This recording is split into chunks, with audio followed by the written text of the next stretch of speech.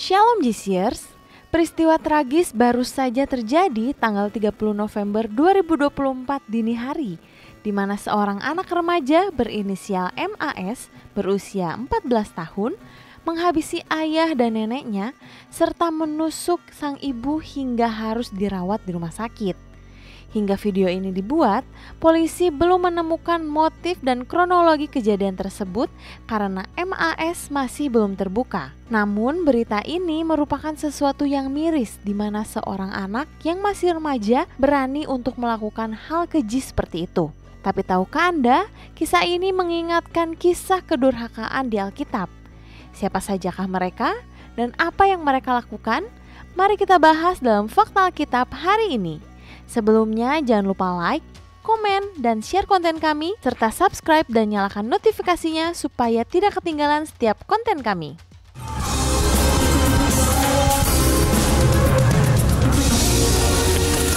Hofni dan Pinehas.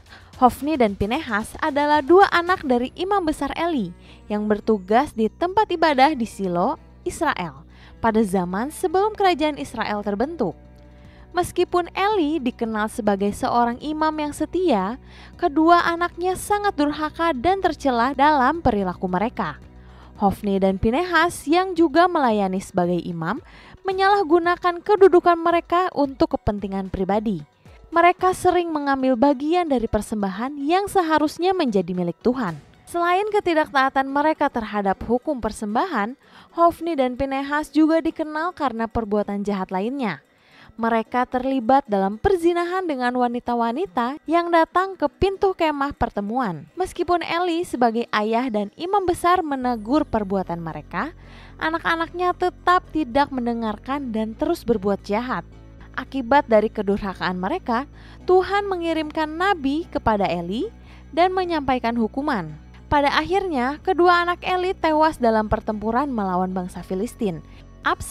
Absalom adalah salah satu anak Raja Daud yang dikenal karena pemberontakan terhadap ayahnya. Kisah Absalom dimulai dengan tragedi pribadi yang dialaminya, yaitu peristiwa ruda paksa adiknya Tamar oleh Amnon, saudara tirinya.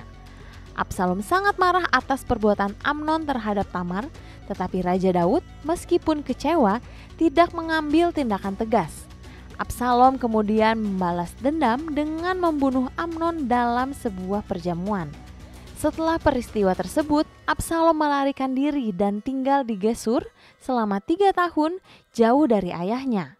Setelah kembali ke Yerusalem, Absalom memutuskan untuk merebut tahta dan memulai pemberontakan terbuka yang memaksa Daud melarikan diri dari ibu kota dan memimpin pasukan di luar Yerusalem. Pemberontakan Absalom akhirnya berakhir tragis.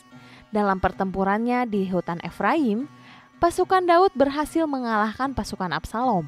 Absalom terjebak dalam pohon saat menunggangi kudanya, dan kepalanya tersangkut pada cabang pohon, membuatnya tidak bisa bergerak. Ketika salah satu perwira Daud, yaitu Yoab, mengetahui keberadaan Absalom, ia memerintahkan agar Absalom dibunuh. Absalom tewas dan Daud sangat berduka atas kematian anaknya. Rehabeam. Kisah Rehabeam, anak Raja Salomo, tercatat dalam 1 Raja-Raja 12. Setelah Salomo wafat, Rehabeam yang merupakan pewaris tahta datang untuk dilantik sebagai raja di tempat ayahnya memerintah. Pada saat pelantikan ini, rakyat Israel datang kepada Rehabeam dan memohon agar ia mengurangi beban pajak dan kerja paksa yang sangat berat yang dikenakan oleh Salomo selama pemerintahannya. Namun, Rehabeam tidak segera memberi keputusan. Ia memutuskan untuk berkonsultasi terlebih dahulu dengan 2 kelompok penasehat, para penasehat tua yang pernah melayani ayahnya dan para pemuda sebaya yang tumbuh bersama dengannya. Para penasehat tua memberi nasihat bijaksana agar Rehabeam bersikap lembut dan menanggapi permintaan rakyat dengan kebaikan, sehingga ia bisa menenangkan hati mereka.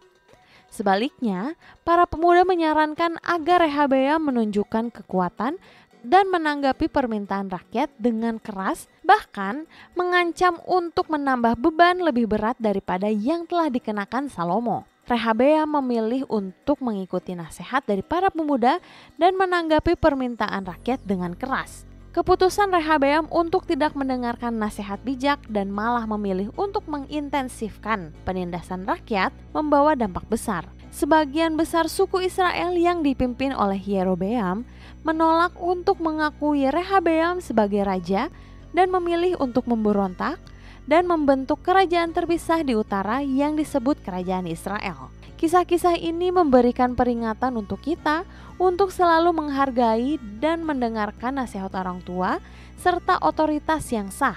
Dalam Efesus 6 ayat 1-3, Tuhan memerintahkan anak-anak untuk menghormati ayah dan ibu mereka agar hidup mereka diberkati.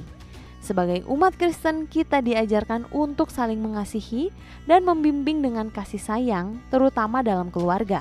Jika Anda kini sedang mengalami hal yang sama sebagai orang tua atau sebagai anak, dan Anda mau bercerita serta didoakan, Anda bisa menghubungi kami di nomor berikut.